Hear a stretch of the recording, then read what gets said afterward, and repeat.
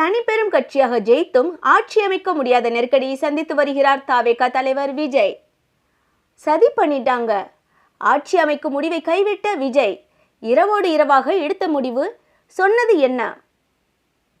ஆட்சி அமைக்க உரிமை கோரி தமிழக பொறுப்பு கவர்னரை 2 முறை சந்தித்தும் விவாதித்தும் கவர்னரின் நம்பிக்கை பெற விஜயால் முடியவில்லை. விஜயை ஆட்சி அமைக்க அழைக்காமல் பெரும்பான்மை எண்ணிக்கையை கேட்டு விஜயின் உரிமையை நிராகரித்தபடி இருக்கிறார் கவர்னர் அர்லேக்கர். இதனால் மிகவும் அப்செட் மூடில் இருக்கும் விஜய் நேற்று இரவு ஜான் ஆரோக்கியசாமி, புஷி ஆனந்த், செங்கோட்டையன் ஆதவ் அர்ஜுனா, அருண் ராய் உள்ளிட்ட பெருந்தலைகளுடன் நீண்ட நேரம் ஆலோசனை நடத்தினார். அப்போது பாஜக, திமுக, அதிமுக 3 பேரும் சேர்ந்து நமக்கு எதிராக சதி செய்கிறார்கள். ஆட்சி அமைக்கிற முயற்சியை இனி எடுக்க வேண்டாம். யாரால் ஆட்சி அமைக்க முடியுமோ அவங்க ஆட்சி அமைச்சுக்கட்டும். இல்லை கவர்னர் ரூல் வந்தாலும் சரி, மறு தேர்தல் வந்தாலும் சரி, எதுவாக இருந்தாலும் எதிர்கொள்வோம். தைரியம் இருந்தா மறு தேர்தல் நடத்தட்டும், பார்த்துக்கலாம். ஜனநாயகம் ஜனநாயகம்னு வாய்க்கிலேயே பேசுகிற ஸ்டாலின் சார் கவர்னரின் நடவடிக்கையை கேள்வி கேட்டாரா? விஜய் ஆட்சி அமைக்க இடையூறாக இருக்க மாட்டோம்னு அவசரமாக பேட்டி கொடுக்கிறாரு.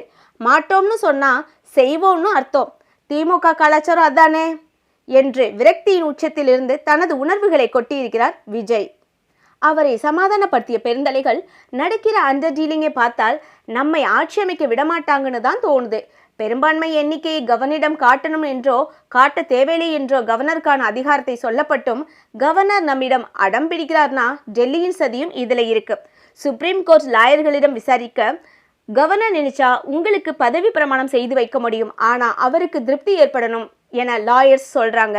அப்படின்னா நம்பிக்கை, திருப்தி என்கிற வார்த்தைகளை வச்சு விளையாட்டு காட்டுறாங்க என்று ஆதங்கப்பட்டு பேசியதுடன் கம்யூனிஸ்டுகளும் விசிகவும் பெரும் நம்பிக்கையை நமக்கு கொடுத்திருந்தாங்க. ஆனால் எஸ்ஆர் நோ சொல்றது கூட ரொம்ப இழுக்கிறாங்க. அரசியல்ல நம்பிக்கைக்கு இடம் கிடையாது போல என்றும் ஆதவ் அர்ஜுனா சொல்ல குறுக்கிட்ட அருண் ராய், அந்த விசிகவும் இடதுசாரிகளும் நம்மை ஆதரிக்க ரெடியாயிட்டாங்க. இதை தெரிஞ்சுக்கிட்ட ஸ்டாலின் அவங்கள கூப்பிட்டு பேசியதும் தான் அவங்க மனசு மாறிடுச்சு.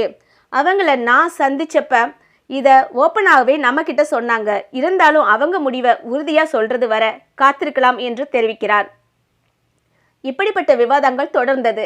ஒரு கட்டத்தில் ஆரம்பத்தில் விஜய் என்ன சொன்னாரோ அதையே மீண்டும் சொன்ன அவர், இனியும் முயற்சிக்கிறது வேஸ்ட், மக்களிடம் மீண்டும் நீதி கேட்போம் என்று விரக்தியை வெளிப்படுத்தி இருக்கிறார். அவரை சமாதானப்படுத்திய பெருந்தலைகள் நாட்கள் நகர்ந்து விடவில்லை. சட்ட ரீதியாக முயற்சிப்போம், நம்முடைய எதிரிகள் என்ன மூவ் செய்கிறாங்கன்னு பார்க்கலாம் என்று எவ்வளவோ சொல்லி பார்த்தும் விஜய் அப்செட் மூடிலேயே இருந்துள்ளார் என்கிறார்கள் விவரம் அறிந்த தாவேகா தரப்பினர்.